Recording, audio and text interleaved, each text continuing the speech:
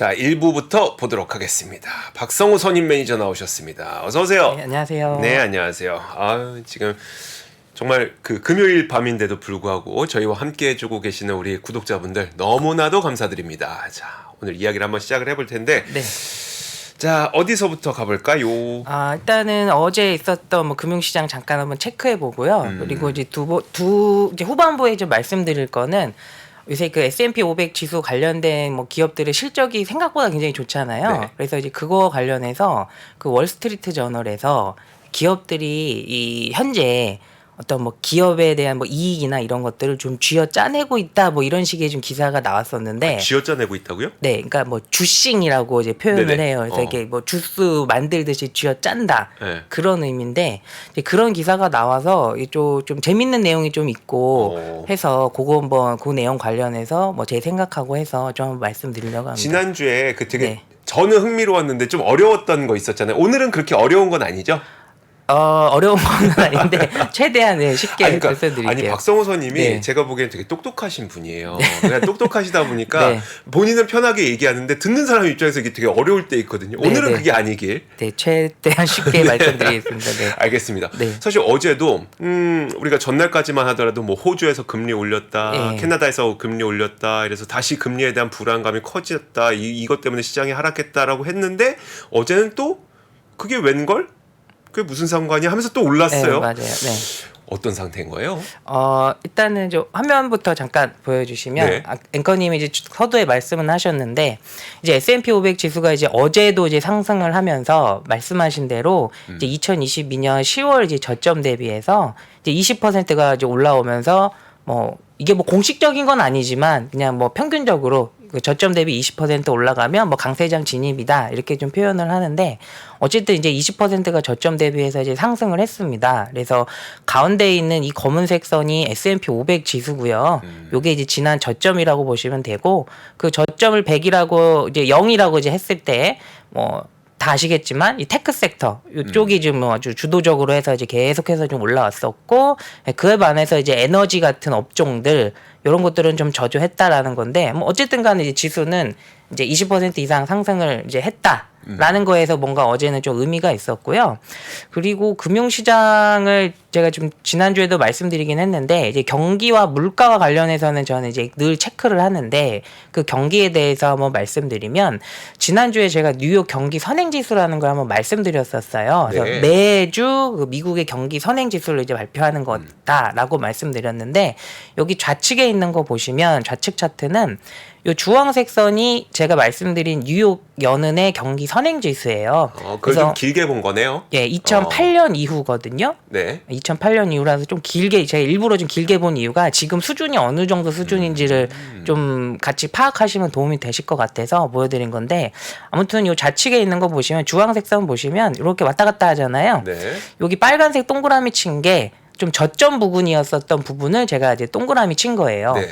참고로 요 첫 번째 원이 있는 게 2011년 년 정도인데 이때가 유럽 망한다라는 얘기 있었을 때였고 네네네. 피그스 있었을 때였고요. 요때가 저점이었고 그다음에 요 두 번째 나온 거는 이건 2015년쯤 됐을 때인데 이때는 중국이 망한다. 네네. 뭐 그런 얘기 나오면서 유가가 상당히 많이 떨어지고 했었던 그 시즌이고요. 그리고 요때는 코로나 직전인데 네. 사실 이때도 경기는 코로나 때문에 이렇게 확 꺼지긴 했는데 그 전에도 사실은 경기가 좀 계속해서 좀 둔화가 되고 있었어요. 맞아요. 네. 그러면서 이제 연준에서 금리도 내리고 뭐 네. 그런 시즌이었거든요. 네. 그때가 요때였어요. 요 정도 수준이었고. 그러니까 그때 아직도 기억나는 게 코로나 이게 발생하기 직전에 네. 금리를 더 이상 어떻게 내리냐. 네. 무슨 수로 내리냐. 금리를 그럼 마이너스로 가야 되냐. 그래서 그때 마이너스 금리 논란이 되게 많이 있었던 그 시기였었잖아요. 그만큼 이때는 네. 금리가 그 전에 2016년 이때부터 한번 딱 오르기 시작을 네네. 하면서 그때부터 서서히 올라가고 있었다가 이때 미중 무역 분쟁 이런 것들이 뭐 옥신각신하면서 네네. 이제 신흥국부터 경기가 얼어붙고 그다음에 이제 미국까지 이게 좀 전염되려고 하니까 이제 연은에서 그때 보험성 금리 인하 이런 단어를 또 꺼내들면서 금리를 내리려고 그러니까 두 번인가 내렸던 것 같아요. 제 네네. 기억에. 이제 그런 시즌이었어요. 그게 이제 2019년도였었고요. 그리고 지금이 여기거든요. 여기 네. 요 부분인데 제가 이제 요거를 보여드린 이유는 이렇게 아주 그 주황색 선이 아주 급전직하하는 거는 네. 이거는 이제 이때는 이제 금융위기고 요때는 코로나 때고요. 그러니까 그런 시스템적인 위기가 발생하는 게 아니면 일단은 거의 바닥권까지 온 거는 맞아요. 경기가. 네, 경기 선행지수가. 네. 그래서 여기서 이제 다시 올라갈지, 어. 뭐 정말 여기 좀 더 떨어질지 이건 알 수는 없는데 어쨌든 수준 자체는 이미 이렇게 좀 떨어져 있고요. 그다음에 좀 가까이서 보면은 이게 가까이서 본 게 이제 오른쪽이에요. 네. 오른쪽 보시면 이건 2021년도 이후거든요. 보시면 요 주황색 선 쭉 내려오고 있는데 요 지금 현재가 요 수준이에요. 네. 그러니까 그 지난주에 제가 말씀드리겠는데 경기 선행지수가 막 떨어지다가 좀 멈칫해 있다 그 말씀 드렸잖아요. 그러니까 경기 하락 이슈가 조금 이제 둔화되고 있다라고 보면 되는 건데 수치로도 좀 요렇게 지금 멈칫해 있는 상황이 이번 주도 유지가 됐어요. 지난주에도 그랬고 이번 주에도 그랬고. 그러니까 경기적인 측면에서는 지금 별다른 움직임은 없다 아직까지는. 네네. 네, 그렇게 좀 보시면 될 것 그러니까 같고. 더 떨어지지 않고 있다. 네, 맞아요. 네, 더 경기가- 그러니까 지금 나쁘긴 나쁜데 네네. 더 나빠지지는 않고 있다. 이렇게 이렇게 보시면 돼요. 근데 주가는 그거에 이미 반응을 하는 거죠. 네네. 더 나빠지지는 않는다는 거에. 그래서 경기는 이런 흐름을 좀 유지를 하고 있고, 그다음에 이제 금리 쪽을 보시면 이제 왼쪽에 있는 거는 10년물 금리 요거는 조금 길게 본 건데 길게 보면 이렇게 멀리서 보면 10년물 금리는 이제 지금 현재로서는 좀 박스권이에요. 네. 이렇게 막 올라가던 게 아니고 또 반대로 또 이렇게 쭉 떨어지는 것도 아니고 이렇게 왔다 갔다 하고 있거든요. 근데 지금이 요 위치인데 근데 어제 같은 경우는 10년물 금리가 어제 이제 이렇게 쭉 떨어졌거든요. 네. 그러니까 3.79%였던 게 3.73%. 그러니까 6bp 떨어졌다고 표현을 해요. 그래서 0.06% 포인트 하락을 했는데 이 정도면 하루에 6bp 떨어진 거면 뭐 아주 많이 빠진 건 아닙니다만 네. 그래도 좀 어느 정도 좀 빠진 거거든요. 근데 그러니까 경기는 일단 더 나빠지지 않고 있고 그다음에 금리도 하락을 하니까 네. 일단 주가가 올라가는 것도 이번 주도 이상하지는 않는 상황이 계속 벌어지고 있어요. 네네. 근데 어제 금리가 떨어졌던 거는 신규 실업수당 청구 건수가 26만 건을 기록을 했거든요. 네. 근데 26만 건이면 이제 경기 침체로 돌입할 거야 그 수준은 아닌데 최근에 뭐 20만 건에서 뭐 22, 3만 건 이렇게 왔다 갔다 하다가 이제 26만 건으로 좀 올라가니까 그럼 노동시장이 실제로 이제 둔화를 하고 있구나 이런 기대감이 생기는 거고 그럼 연준에서 금리를 스킵할 수 있다라는 가능성이 좀 더 커지겠구나. 그렇죠. 예, 이제 그러면서 이제 주식시장이 올라간 거거든요. 그래서 어제 올라간 것들도 보면은 이제 S&P 500 매 그 종목별로 움직임 보시면 일단 요 좌측 상단에 있는 이 테크 쪽들 네, 네. 이쪽에 이제 초록색 불이잖아요. 네. 금리가 떨어지니까 이제 이런 영향이 있었던 것 같고 반면에 오른쪽에 있는 이제 가치주라고 하긴 좀 그렇습니다만 어쨌든 테크를 제외한 네네. 이 종목들 같은 경우는 별로 그렇게 좋지는 못했고요. 근데 오른쪽 이쪽에 제가 테슬라를 좀 노란색으로 좀 칠해놨는데 지금 저희 구독자분들도 네. 테슬라가 오늘까지 급등세를 계속 이어가길 굉장히 많은 마음으로 바라고 맞아요. 있거든요. 그 상당히 테슬라 주주분들이 많으셔서 네네.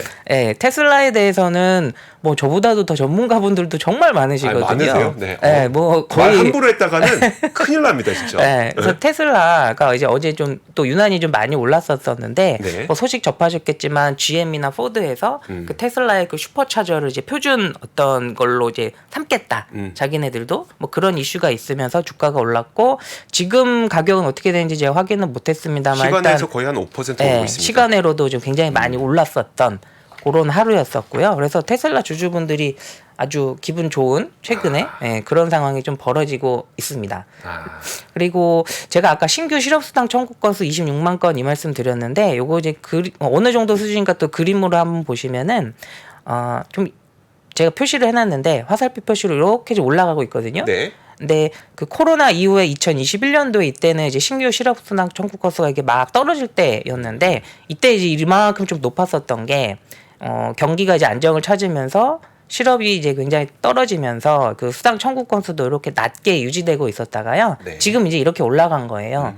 근데 26만 건이라는 숫자가 뭐 아주 높은 거는 아니고 지금 보시면 최근 수준에서 봤을 때는 이제 가장 높은 수준까지 그러네요. 이제 올라왔었던 거였고 어떻게 보면 실업률이 이제 급등한다거나 아니면 경기가 이렇게 급격히 침체로 간다거나 이게 아니라 약간 좀 뜨뜻미지근하게 경기가 조금 식어가는 거 이제 이런 걸 연준이 가장 원하고 있고 또 가능하다고 이제 주장하고 있는 건데 네네. 어쨌든 현재까지는 연준이 원하는 그림이 이제 고용이 이제 서서히 이제 둔화하는 모습들 이런 모습들이 좀 나타나고 있습니다. 알겠습니다. 현재는. 사실 아까 경기 선행지수를 보여주셨지만 경기가 너무 급격하게 하락하면 그건 또 안 되는 거잖아요. 그렇죠. 그렇죠? 네, 네. 그렇다고 경기가 지금 막 좋아지면 그것도 안 되는 거잖아요. 물가 때문에. 그렇죠? 네, 네, 네. 근데 지금 나오는 지표들이 이렇게 막 안 좋아지는 건 아닌데 네. 좋아지지도 않고 네. 뭔가 이렇게 서서히 둔화되는 것 같으니까 이게 우리 시장이 가장 바라는 가장 시나리오. 베스트 시나리오죠. 네. 그래서 시장은 계속 올라가고 있고. 그렇죠. 그 부분 때문에 저는 좀 올라간다 이렇게 좀 보고 있고요. 물론 개별 기업의 이슈도 있긴 네, 있습니다만. 네. 근데 저뿐만이 아니라 이제 많은 뭐 아이비나 이런 쪽에서도 많이 언급했었던 게 연준이 원하는 그림. 그러니까 고용은 서서히 둔화하고 네. 경기도 급격한 침체는 아니고 서서히 좀 침체였다가 이제 스무스하게 다시 이제 그 올라가는 이런 네. 그림을 연준이 원했던 거였는데 많은 전문가들이나 아이비에서는 그게 가능성을 굉장히 낮게 봤거든요. 네, 네. 근데 현재까지는 그 연준이 말하는 그 상황 이쪽으로 좀 가고 있는 그림이라고 좀 보셔도 될 것 같아요. 그러니까요. 그러니까 네. 참 그거죠. 연준이 원하는 건 갑자기 차갑게 식는 것도 싫고 뜨겁게 그렇죠. 달아오르는 것도 네. 싫고 그냥 뜨뜻미적지근하게 이게 뭔가 지지부진하게 맞아요. 이어지길 바라는. 맞아요. 근데 지금 실제로 그렇게 되고 지금 현재로서는 그렇고 만약에 정말로 연착륙에 성공을 해서 네. 이번 이런 상황이 잘 넘어간다고 하면은 저는 이 정도 수준이면 지금 현재 그 파월 의장하고 같이 계시는 그 연준 위원들이 있으시잖아요. 저는 이 정도로 잘 넘어가게 되시면 뭐 역사에 기록될 정도이지 않을까라고 저는 생각을 해요. 그만큼 어려운 작업을 현재까지는 잘 진행을 하고 계신 것 같아요. 근데 이게 지금까지 말씀해 주셨던 거는 과거부터 지금까지의 현상인 거고 네. 앞으로는 그러면 네. 앞으로는 어떻게 될 것 같으세요? 제 개인적인 생각은 네. 저는 아직까지도 연착륙 가능성이 저는 더 높다고 생각을 하고 있고요. 네. 근데 다만 SVB 터지기 전에는 네. 저는 연착륙 가능성이 한 90% 정도라고 봤거든요. 네. 근데 SVB 때문만은 아닙니다만 어쨌든 SVB로 인해서 이제 나타나는 어떤 금융 시스템 네. 이쪽이 제가 그때도 말씀드렸지만 워낙에 복잡하게 얽혀있기 때문에 한 가지에서 뭐가 문제가 생기기 시작하면 얽히고 설켜 있어서 이게 어디로 튈지 모르거든요. 근데 지금 뭐 다행히도 이제 은행 관련된 이슈나 이런 것들이 많이 가라앉았기는 했는데 저는 아직 이게 완전히 끝났다라는 생각은 들지는 않아서 뭐 어쨌든 그 SVB 그 사태 이후로 3월 이후로 저는 경착륙의 가능성이 지금도 더 낮기는 한데 네. 기존에는 10%라고 생각했다고 하면 지금은 한 20% 정도로 저는 더 올라왔다고 생각은 하고 있어요. 그래서 저는 약간 조금 더 긴장의 수위를 저는 더 좀 높였다 정도 수준으로 보셔도 될 것 같고요. 알겠습니다. 네. 알겠습니다. 자, 이제 다음으로 들어봐야 될 거는 기업들의 실적이 좋은데 이게 기업들이 네. 그냥 속 편하게 돈 벌면서 실적이 좋아지고 네. 있는 게 아니라 뭔가 마른 수건 쥐어짜듯이 지금 네. 쥐어짜고 있다는 평가가 나왔다고요. 네, 맞습니다. 그래서 보시면 S&P 500 이번에 그 기업들 1분기 실적을 한번 체크해 보면 네. 전체적인 걸 한번 보면요. 1분기에 그러니까 보통은 S&P 500 기업들이 실적 발표를 하면 애널리스트들이 막 추정을 할 거 아니에요. 네네. 그때 예상치를 상회한 비율이 이번 1분기가 뭐 아직 다 끝나지는 않았지만 77%가 예상치를 상회했어요. 아, 이제 다 끝났다고 봐도 됩니다. 이제. 그러니까 100원 벌 줄 알았었던 네. 게 뭐 101원을 벌었던지 103원을 벌었던지 어쨌든 예상치를 상회한 게 77%였는데 원래는 평균적으로는 이 수치가 한 66% 정도예요. 평균적으로. 네. 그러면 한 11% 정도 상회한 건데 뭐 이 정도면 뭐 조금 오른 것 같지만 이제 평균으로 이렇게 길게 보면 꽤 높은 거예요. 네. 이 77%면 그렇죠. 예상치 상회를 77%가 했고 그다음에 예상치 초과 규모라고 제가 표현했는데 이건 어떤 거냐면 100원을 벌 줄 알았는데 막상 뚜껑을 열고 보니 106.9원을 벌었다더라. 그 뜻이거든요. 네네. 근데 그 평균은 원래는 4.1%예요. 그러니까 원래는 100원 벌 줄 알았는데 104.1원 벌었던 것들이 지금까지 평균이었는데 이번에 발표된 것들은 6.9%다. 네. 그러니까 상회 비율도 높았고 그 규모도 평균 이상이었다. 네. 그러니까 1분기가 굉장히 좋았던 좋았던 거였죠. 거죠. 네. 그런데 이게 그 실적들은 굉장히 좋은데 지금 뭐 저희들도 좀 뭐 여러 가지 방송이나 이런 쪽에서도 다 이야기는 하시는데 이렇게 경기가 당장이라도 침체 올 것 같은데도 불구하고 어떻게 실적은 이렇게나 좋을까? 네. 물론 이제 엔비디아를 비롯해서 AI 관련된 기업들도 있고 뭐 실적이 실제로 좋아진 것들도 많이 있겠습니다만은 그 월스트리트 저널에서 이번에 이렇게 실적이 좋았던 것들 중에 일부는 회계상 계산 방식이 이제 변경된 영향이 있었다라고 이제 이야기를 해요. 근데 이제 그게 어떤 내용인지 좀 자세하게 한번 설명을 드리면 네. 이 화면이 이제 그 월스트리트 저널의 그 기사 제목이었거든요. 네. 요건데, 그러니까 비즈니스 이즈 슬로잉, so companies are juicing profit 이렇게 나온 건데 아까 제가 쥐어 짠다는 네. 게 기업 경기가 예, 둔화되고 있다 보니까 있는데, 기업들은 이익을 쥐어짜고 있다. 쥐어짜고 있다. 이제 이게 제목이에요. 네네. 그래서 요 밑에 이렇게 뭐라고 이렇게 써 있는데 이건 어떤 거냐면, 그러니까 일단 제목은 경영 환경이 둔화되면서 기업들은 이익을 쥐어짜내고 있다. 이런 식의 이제 제목이었고 그 하단에 있는 작은 내용은 기업들이 현재 이 수익성을 높이기 위해서, 네. 그러니까 그 수익을 좀 높게 참 잘 나오게 하기 위해서 일반적인 방법을 사용하지 않고 있다라고 네네. 표현을 해요. 그래서 이제 여기 보시면 여기 non traditional way, 그러니까 좀 비전통적인 방법을 지금 사용을 하고 있다. 네네. 이렇게 이제 주장을 하거든요.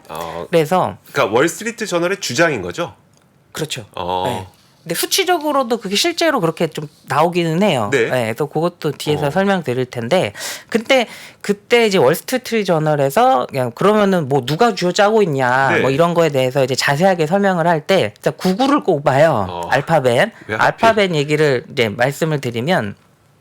알파벳이 이번 1분기에 실적 발표했을 때 EPS가 1.17달러가 나왔어요. 네네. 예상치는 1.08달러였어요. 그러면 예상치를 상회했죠. 상회를 했고 실제로 그때 많은 사람들이 이제 구글의 실적을 이제 추정할 때 네. 챗 GPT에도 치이고, 그리고 사실상 알파벳은 거의 광고 회사 수준이니까 네네. 워낙에 광고 수익이 많잖아요. 근데 이제 광고 수익도 저하될 거다.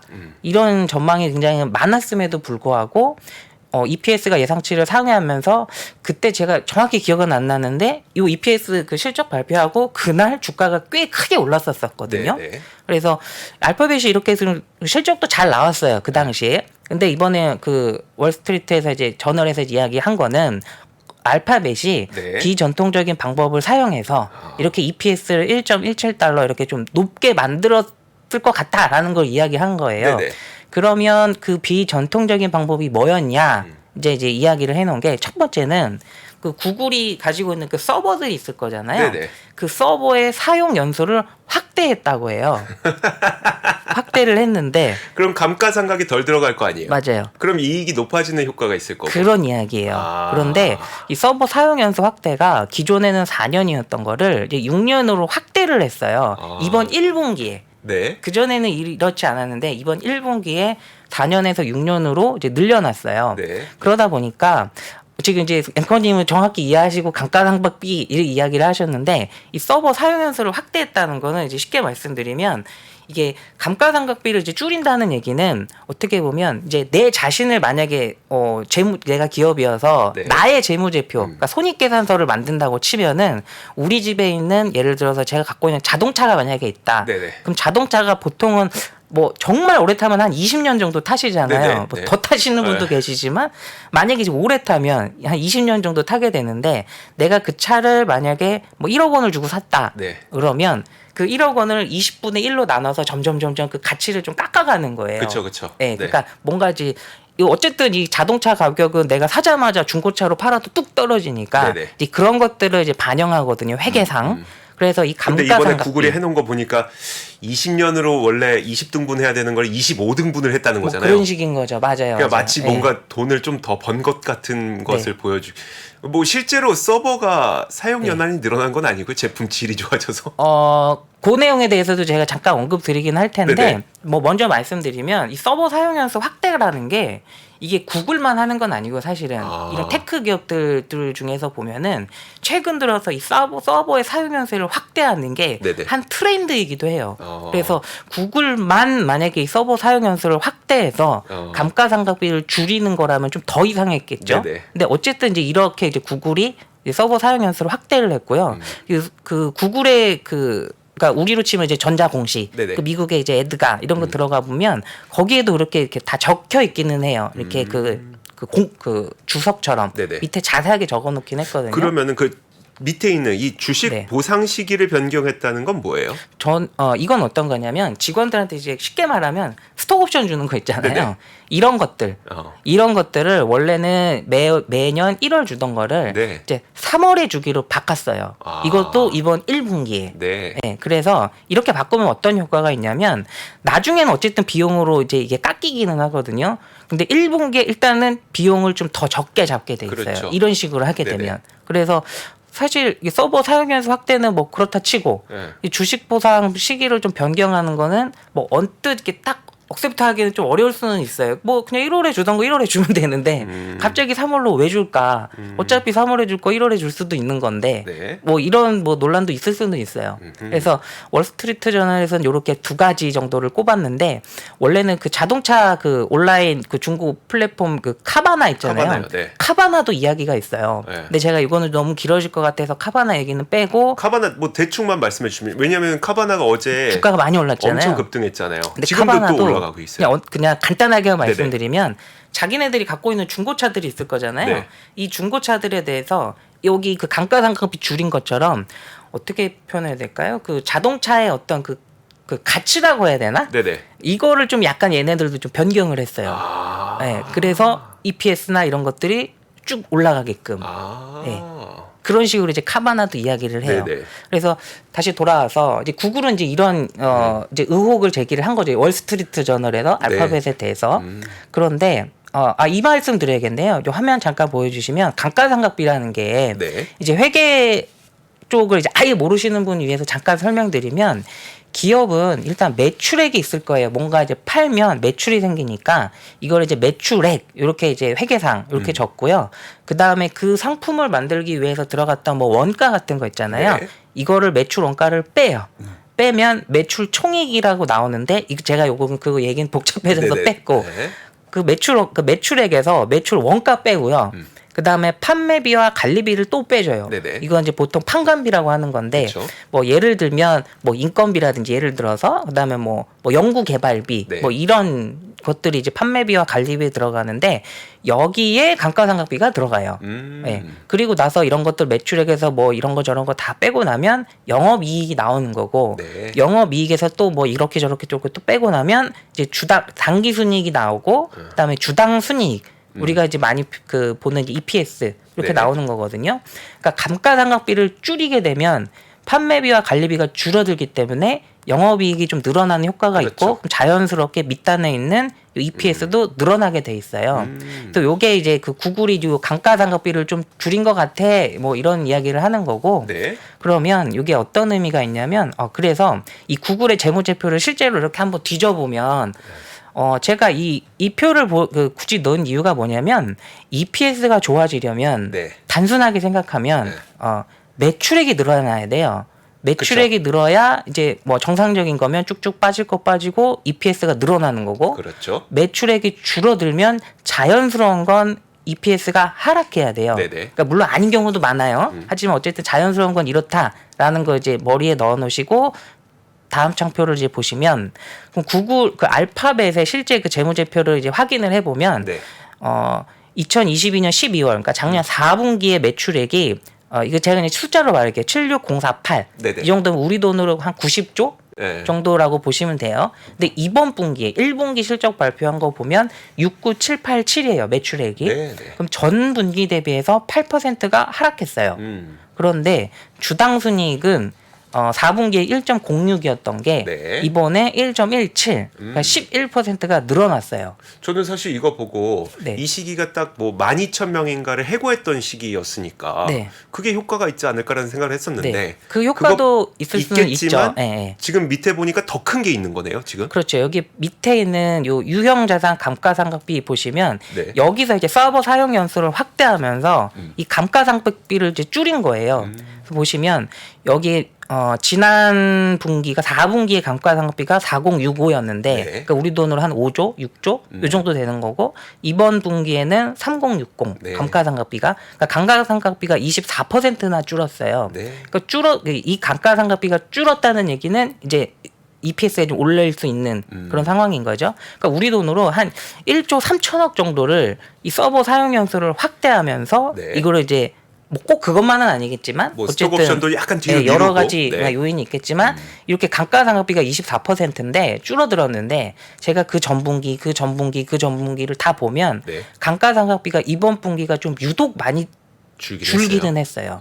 다른 분기 때는 그리고 다른 기업들도 보면 다 줄어든 데도 있고 늘어나는 데도 있는데 감가상각비가 한 분기만에 24% 정도 떨어진 거면은 구글 치고는 알파벳 치고는 좀 꽤 많이 떨어졌구나라고 이제 볼 수가 있어요. 그래서 매출은 감소는 했는데 네. EPS는 이제 늘었다. 네. 이제 이런 부분은 이제 실제로 확인할 수 있는 거고. 사실 근데 이들이 이렇게 했다고 해서 회계 장부를 조작했다거나 뭐 배임을 했다거나 이렇게 그건 보이지는 아니에요. 그건 아닌데. 그건 아니에요. 그러니까 회계가 허용하는 범위에서 그 변경, 그러니까 수정을 좀 한 건데 네. 사실 저도 개인적으로 기업들의 실적을 볼 때 저는 논갭 기준 네. 이런 거 되게 싫어하거든요. 그리고 에비타 프로핏, 그러니까 네. 에비타가 그거잖아요. 그러니까 감가상각 이전에 네, 네. 이익 이거 네. 되게 싫어하거든요. 그러니까 네. 지금 당장 떳떳하게 내 실적이 잘 안 나오니 네. 갭 기준으로 하면은 좀 너무 안 좋아 보이고 네. 그래서 일부러 논갭 기준으로 좀 보여주면서 이걸 좀 강조하고 그리고 실제로 이익이 잘 안 나오니까 이거 감가상각만 제외하면 네. 우리 이익 나오는 겁니다라면서 네. 에비타 이익을 보여주고 네. 저 이게 되게 싫어하거든요. 이게 기업마다 좀 다 다르니까 네. 상황이. 예. 근데 그러면 이거는 지금 네. 구글 이거는 네. 뭐 어떤 합법적이긴 한 거예요? 그렇죠. 그래서 보면 이제 다음 페이지를 이제 또 한번 보여주시면 그래서 실제로 제가 이제 아까 말씀드린 게 감가상각비 뭐 이런 것들을 뭐 줄여서 EPS가 늘었고 뭐 이 말씀 드렸잖아요. 네네. 근데 알파벳의 이제 그 공시 내용을 보면 이렇게 써 있어요. 실제로 이렇게 우리가 서버 사용, 그러니까 그 스톡 옵션, 그러니까 네. 주식 보상 네. 이 얘기 이거를 줄여서 EPS가 얼마 늘었다 이 얘기는 없는데 우리가 서버 사용 연수를 4년에서 6년으로 늘려서 네. 이번에 우리 EPS가 이것 때문에 6센트가 늘었어요라고 이제 공시를 해져 있어요. 네네. 그럼 6센트면 네. 그 1.17달러였잖아요. 네. 분기에. 네. 근데 그 중에 이제 6센트면은 네. 0.06이잖아요. 그렇죠. 그러면은 이게 생각보다 조금 이제 좀 파워풀했던 거죠. 이번에 네네. 사용해서 이제 확대를 했던 그렇죠. 게. 그래서 이렇게 이야기를 했는데 그래서 어떤 회계학 교수가 이제 이런 것들을 보고서는 그러니까 의심이 굉장히 많이 간다.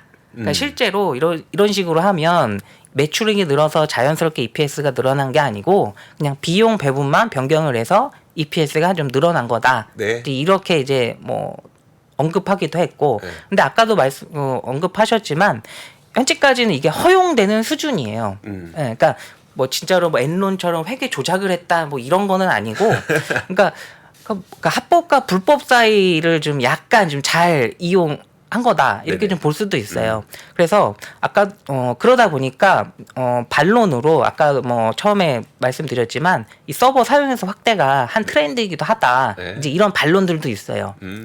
그래서 그 알파벳 관련해서 월스트리트 저널에서 이제 이런 이야기를 했는데 이게 그거네요. 서버 사용 연수 확대가 트렌드다라고 하는 건 제가 아까 말씀드렸던 것처럼 질문 드렸던 것처럼. 그럼 진짜 그러니까 이익을 극대화시키기 위해서 다른 변화가 아무것도 없는데 서버 사용 연수를 늘린 거냐 아니면 요즘 기술력이 좋아지다 보니까 늘린 거냐 해서 그 후자일 가능성도 있다는. 그것도 열어놔야 되죠. 그런데 제가 이제 구글 요거 하나만 보고 이거 회계 조작한 거 아니에요. 근데 네. 이렇게 있으니 구글은 정말 안 좋은 기업이야. 이게 아니라 네. 제가 이제 말씀드리고자 하는 핵심은 이제 뒷부분인데 어떤 거냐면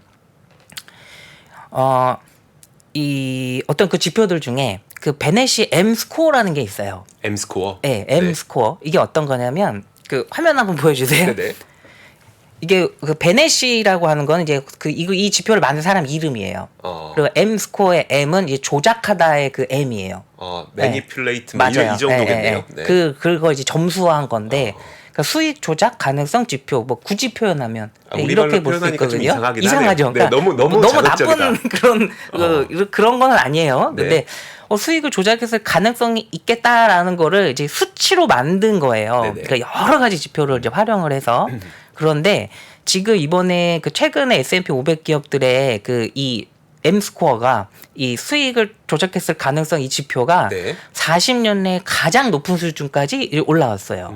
네, 여기서 이제 그 M 스코어를 이제 계산을 했더니 그래서 제가 말씀드린 게 이런 것들은 그러니까 불법적인 회계 조작은 아니지만 네. 이렇게 어떻게든 좀 EPS를 좀 올려보려고 하는 이런 움직임들 이런 것들이 알파벳만이 아니라 많은 기업들이 지금 행해지고 있다라고 하는 거예요. 네. 그런데 이게 상식적으로 생각해 보면 그럴 만도 해요.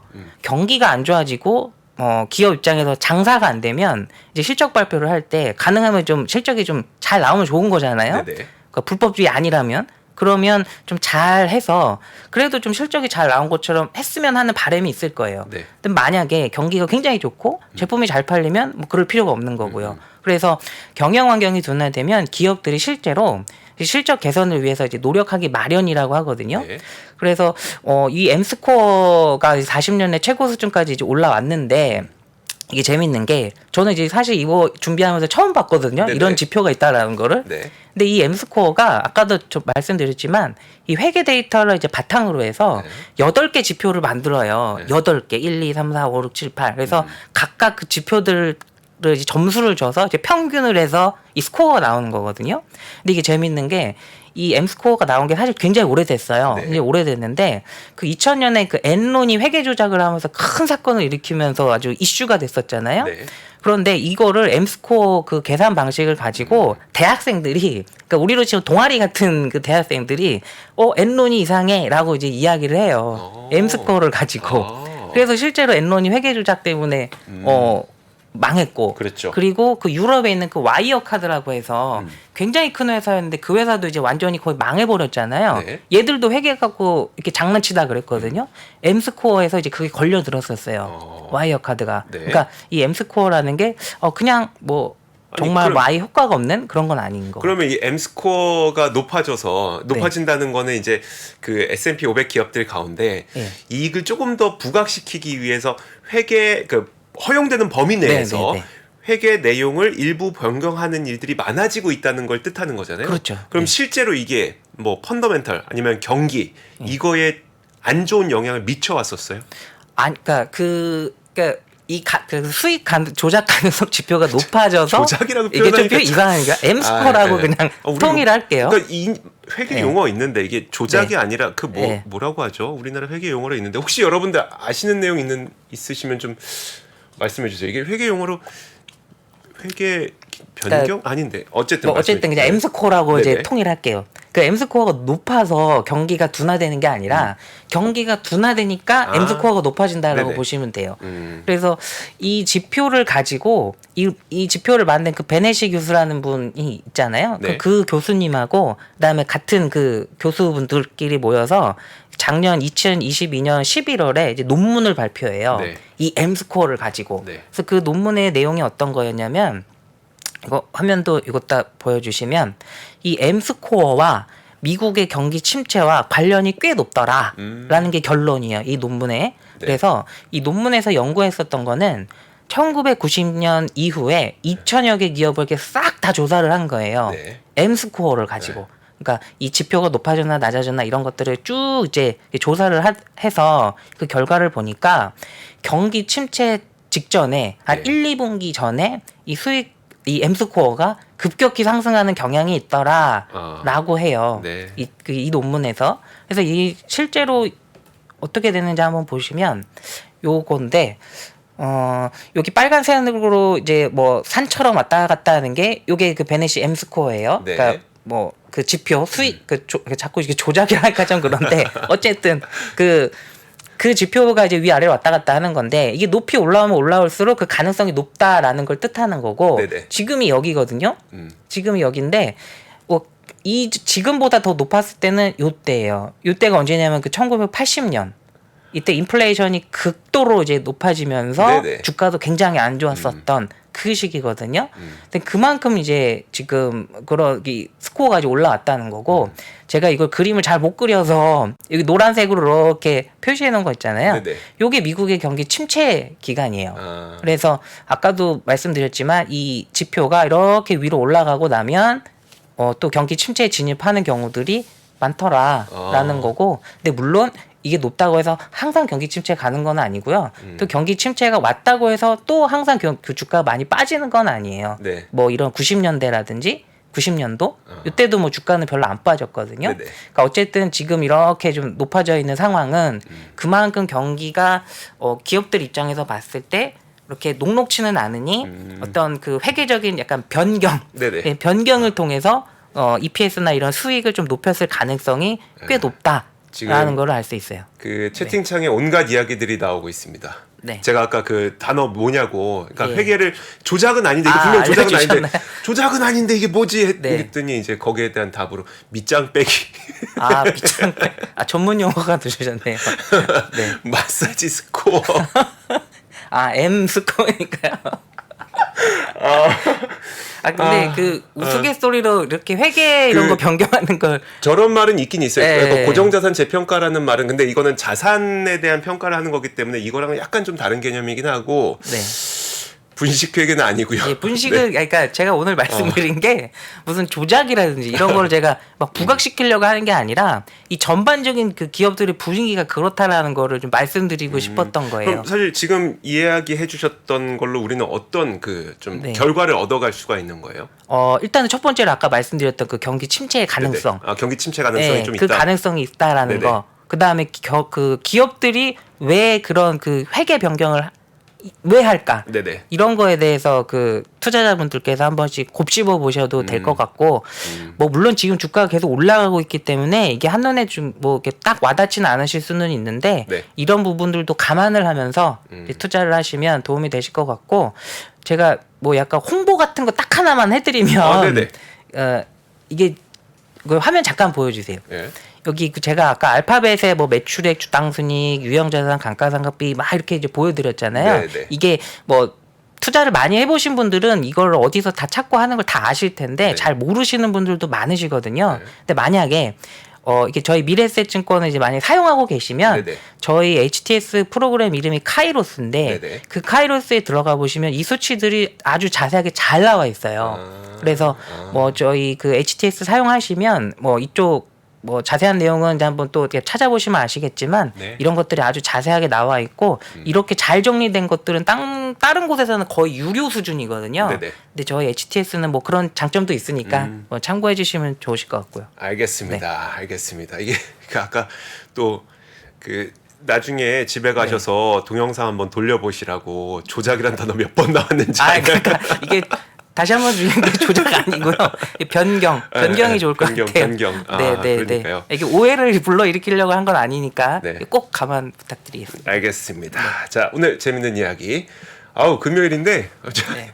마사지가 너무 웃겼어요, 저는. 전 밑장 빼기가 더 웃겼는데. 네, 너무 재밌으시네요. 자, 우리 구독자분들 때문에 웃었습니다. 네. 자, 금요일 저녁 참 좋은 웃음과 내용을 주신 자, 박성호 선임 매니저 보내드리도록 하겠습니다. 고맙습니다. 네, 고맙습니다. 시간이 흘러도 변하지 않는 여러 가지 원칙과 사고 체계는 존재하거든요. 대가들의 사고 체계, 투자 기법이 아니라 생각의 방법.